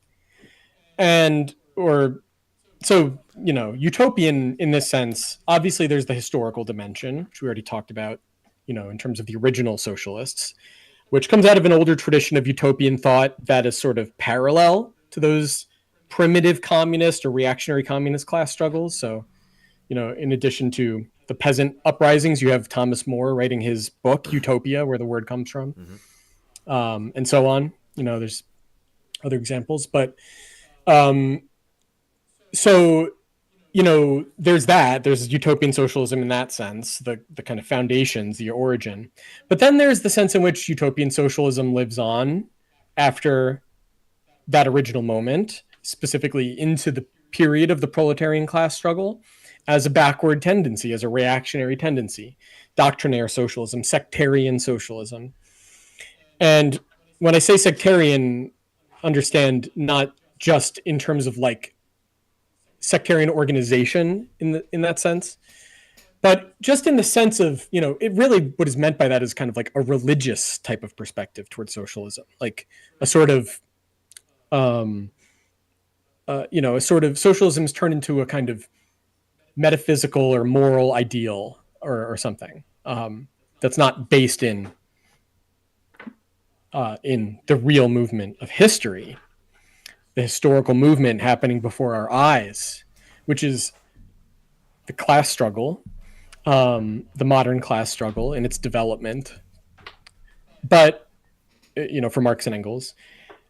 But for them, that is what socialism is. It's the movement. It's the real movement. It's the process of history changing itself. So let me explain what I mean by that, because that's kind of an obscure way to put it, but it has content, and this is where dialectics is just, there's no Marxism without dialectics, because there's no really real way of having this thought without a dialectical perspective, without being able to understand how ideas move through their contradiction, as opposed to just being concepts that are either this or that. It's a process of self-changing. So it's not just things change. There's an active process of self-changing going on that is developing in history. So it's not like all of history is this process of humanity consciously changing itself. It's not. For the most part, it's not that. It's just the opposite of that. For most of history, and really for all of human history up to this point, human history has really just been a subdivision of natural history, of things happening for whatever reason, and for reasons that are completely indifferent to who or what they may be happening to, the living things, the creatures with some sort of disposition towards the world, maybe even thought. This sort of process of change in history develops into the process of human beings consciously acting on the world for ends that they give themselves, as opposed to just acting out of impulses that are beyond their control, beyond their understanding. There is a progressive development in history of human beings becoming more and more capable of consciously mastering the world, by understanding it and transforming it in a way that corresponds to ends that they give themselves, to systematically making natural necessity work towards definite ends that are expressions of this process of human social existence coming into being and developing itself. So that, of course, is a sort of minor element throughout history. It's like, consciousness is developing in history as sort of an element in a broader process that's mostly unconscious chaos, essentially. Not total chaos, but in the sense that there's no necessary reason why things are the way they are. It's just accidental that they are the way they are. And so what's happening is accidental. It's outside of our purview. It's beyond our control. Right. It's just the way things are. It's the way they're given to us. But the more that history unfolds, the more that we've managed to develop our capacity to act consciously on the world, to understand the world, and to make that natural necessity that we understand into a form of our freedom, an expression of our freedom to transform the world in a way that corresponds to our needs, our capacities. That process of consciousness developing in history is the process of human history. So we're getting closer and closer to a point where not everything is under our conscious control, but where the unconscious side of history is no longer the dominating side of history. So it's no longer that consciousness happens within, develops within this kind of natural universe of accidents and fate. But more and more, nature itself becomes a humanized nature, a nature that corresponds to the essence of what we are ourselves doing, which is freely transforming ourselves and our external world. So I know that was a little philosophical, whatever. But, I wanted to put it laid out that way just because it's not just about this sort of we need to get rid of the bad guys that are doing the bad things to the good people. It's much, much more than that. It's much more than that. I would say to use a phrase like metaphysical or even religious, it's not that that's like overblowing it. It's like that's way underselling it. It's way more than that. It's way more than that than metaphysics or religion. It really is. And, I'm sorry if that's blasphemous to anyone listening to this, but, the fact of the matter is we have it in our power to transform the world. But what do I mean by we? Because who is we? It's not you and me. It's not the audience. It's humanity. Yeah. But humanity isn't one thing. It's a society of individuals associating with each other in all sorts of ways that ultimately are constrained within this antagonistic form of society, class society, and specifically the latest phase of development of class society, the modern form of class society. So class society meaning society based on the exploitation of the labor of the direct producers by a ruling class in some form or another. And capitalism, obviously the form in which that takes place is wage labor, wage slavery, accumulation of capital. So what is socialism in that sense? Well, socialism is that process. It's that process reaching its next point of culmination, its next point of transition. We are moving towards something. We are moving towards a point of transition, a kind of phase transition, in the sense that, quantity becomes quality at a certain point. Quantitative change becomes qualitative change at a certain point. At a certain point, the ice melts and it becomes water, and things just reach that point, that tipping point, that point of change. And it's not just something that's just going to happen, because as I just explained, it's not about something happening outside of us. It's about something happening to the world in the sense that we are an integral part of the world for ourselves, not necessarily for nature itself, but for ourselves. Obviously, we are the most important part of the world because that's what it means to be a living thing. You exist to keep yourself existing. And when you stop doing that, you stop being a living thing. So, That's what socialism is about for Marx and Engels. It's about this process of social evolution. And it's not just evolution in the sense of changing forms in a natural sense. It's the changing of forms that becomes the self-changing of forms. It becomes, so natural necessity evolving into freedom. And in that sense, human society evolving from a natural form of society where essentially we're still within the boundaries of the animal kingdom, the kingdom of natural necessity, the realm of necessity. It's about reaching the point that we step beyond that limitation, which is a point that we're not only approaching, but it's like a wall that we are being continuously smashed into Bong, over bong, and over. bong. And that process of smashing into it is the industrial cycle. Yeah. That roughly every 10 years since the turn of the 19th century has wreaked havoc in one form or another on society on a global scale, more or less, to the extent that there was a global society.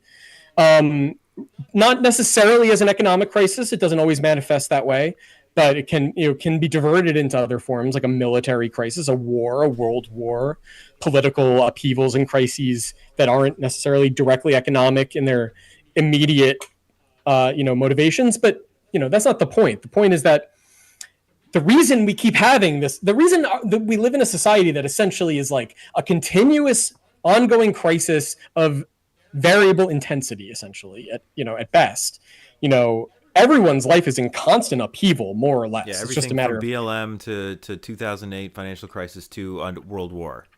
Right. You have, all that is solid melts into air, right? But of course, there's also the flip side of that, which is that, as Marx puts it in the preface to Capital, Volume 1, that, we don't only suffer from that, but we also suffer from the incompleteness of that. We suffer, he's talking specifically about on the continent, but obviously that's not just the case on the continent. That's obviously also the case in England. And you could say maybe America, North America, specifically the great North American Republic, as Marx called the United States. So mind that, people. Maybe the United States was, if not avoiding that or overcoming it, at the very least, it was not. It was more kind of at the cutting edge than anyone else. Certainly with the Civil War, it is, if not before, and really before, even with chattel slavery. In a sense, chattel slavery, as much as it came back in the mid-19th century, it was digging its own grave the whole time. But what was allowing it to continue existing was the capitalists in Europe, really. And that's what the Civil War was really about. But that's a side point. So the real point, though, is that we suffer not only from the living, but the dead.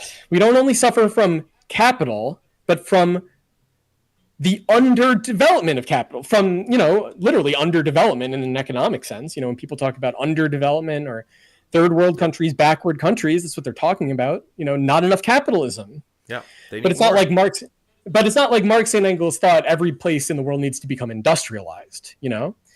The fact that we look at it that way now is a symptom of the failure of the revolution in the 20th century, because their perspective was, when you have a revolution in Europe and North America, you probably don't need that much industrialization anywhere else. You could just essentially use the existing industrial plant as the kind of foundation for a global system of production with free movement of labor and so on around the world, and you could have people that are still living in a sort of pre-capitalistic way.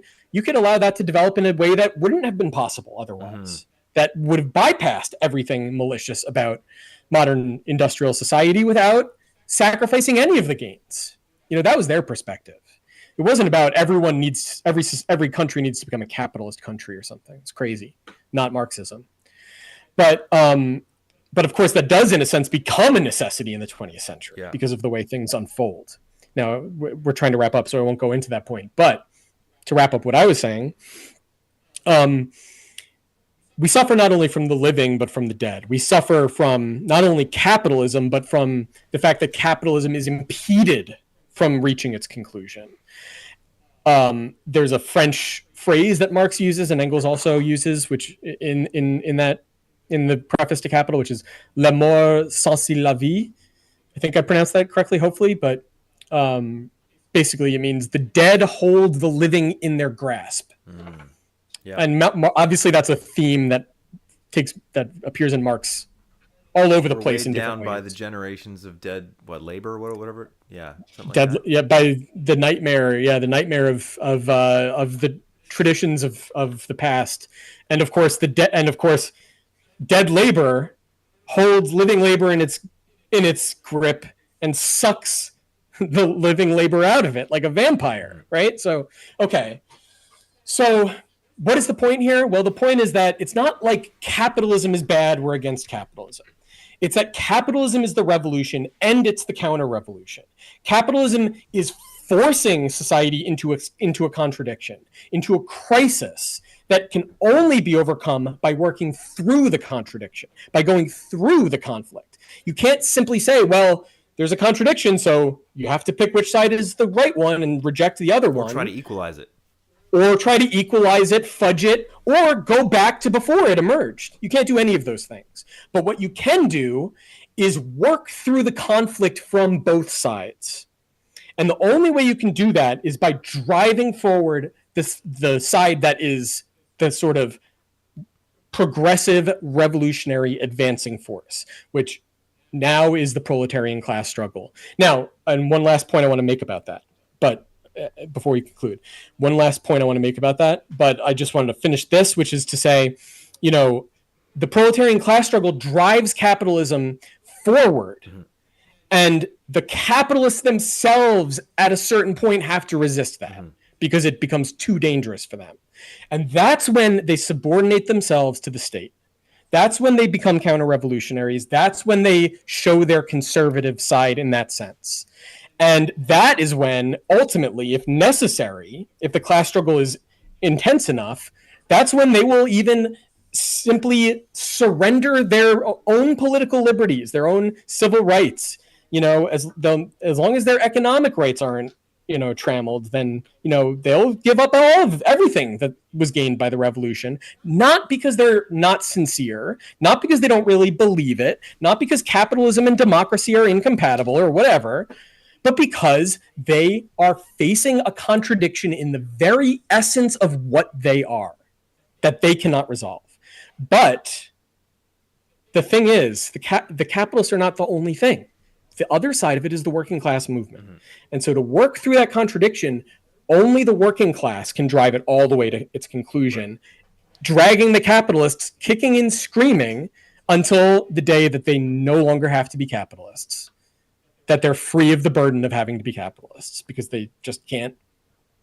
They just can't fulfill the role that they used to fulfill anymore. They'll be relieved of their role as trustees of society. Right. Now, okay, so just I want to make this one last point real quick. Okay, I'm sorry. I know I've been going on, but so the class struggle, when I say that, the class struggle, really what the class struggle is the political struggle of the working class party for power. And really, it's not even that. Really, it's what happens when they conquer power. Really, it's the struggle of the proletariat to overcome class society. And that involves struggles against the capitalists, now deposed from power. But it also involves a struggle with all the other elements of class society, the petty bourgeoisie, etc. And it also involves a struggle with the proletariat with itself, with its own need to exist on the basis of labor, which becomes an obstacle for it. And so that's an important point. But if only we could reach that struggle. Yes. Now, you had said, and which is a justifiable thing to say, I'm not criticizing you, but you had said that, essentially the kind of something like the driving force is kind of gone now, the sort of advancing element is kind of gone. Well, sorry, not the right. The expression of that force, like the organized expression is gone. Right. So what do we do about that? Or how do we approach that, right? I mean, well, one thing I would say, and that's a big question, but one point just that follows from all this is that, the proletariat, by virtue of what it is as a class, not as individuals. So we're not talking about proletarians. We're not talking about workers as individuals, but the class and not just employed workers, but the whole proletariat, so including the reserve army, which is an essential part. It's not just the leftovers. That's the lumpen proletariat is the leftovers. The industrial reserve army is essential for reasons I could explain another time. But the proletariat as a whole is, by virtue of what it is, by virtue of what it does, the labor it performs, is constantly aggravating the conditions of its own existence in such a way that they become intolerable for it. So they drive this problem, in the sense that when they're not resisting, then it's not like they're not miserable or something. They're still miserable, but the struggles take such a low form that they just don't go anywhere. So it's like crime. But like I mentioned, how crime is a kind of primitive form of class struggle. Well, even more primitive than that is just not even doing anything except swallowing the misery, which is what a lot of people do now. Yeah. Or they swallow the misery along with fentanyl or alcohol or crazy fantasies about this or that. But that's also partially by design, right? It's directed into class struggles, directed into that form of. It is, but it is because it's profitable. Yeah. It's not necessarily like not that you were suggesting this, but it's not like necessarily a conspiracy. No. But nonetheless, they generate these problems, which are on the one hand obstacles, but on the other hand, they constantly generate this agitation for them. There's constantly renewed energy among the working class that is a potential reservoir for the development of the class struggle. Now, the question is, why isn't it going in that direction? Well, that's a big question. I can't kind of fully address that now, but maybe in the future. But one thing you could say about it is that we do live in a society that's organized specifically to prevent it from developing in terms of its political organization. Now, that's not the whole story, but it's a big part of it.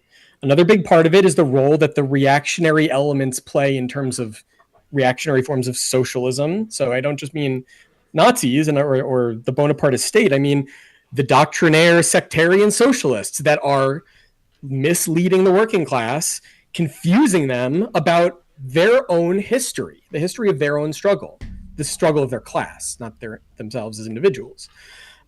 So there's that. Those are elements that are retarding that development, certainly, to some extent at least. I'd say probably to a pretty significant extent in the latter case. Very retarded.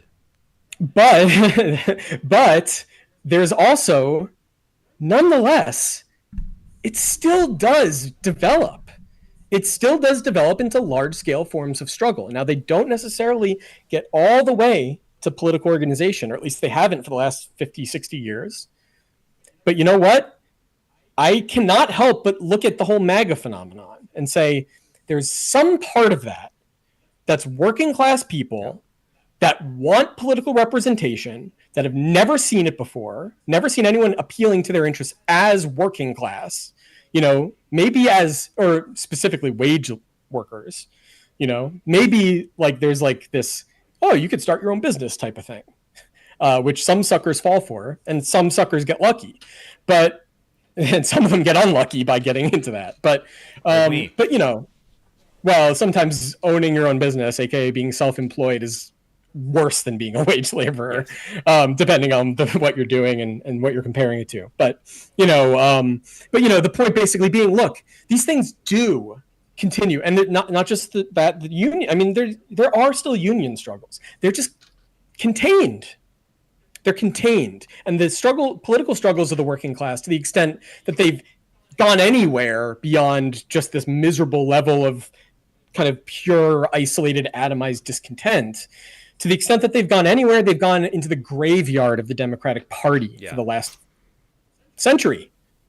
So, the Republican Party's no better, but at least there's something at least there's some movement in a different direction. People are groping in the dark for something, and the socialists just spit in their faces. So that is all I wanted to say. I don't know if you have any more to add or anything else, but no, I think that's good. But the point about history, I think, is key. Socialism is not merely seizing the means of production; it's seizing history for humanity. I think we can leave it at that, though. And yeah, thanks a lot, Reid. My pleasure, man. Um, Eamon, it's always a pleasure talking to you. yeah, it was really Yeah, fun. anytime. We had a good amount of viewers this time. Yeah, I'm sorry didn't really engage with the chat. Hopefully that was hopefully it wasn't too crazy in there. Thanks, chat, for pitching in there. And yeah, we will see you next time. Stream.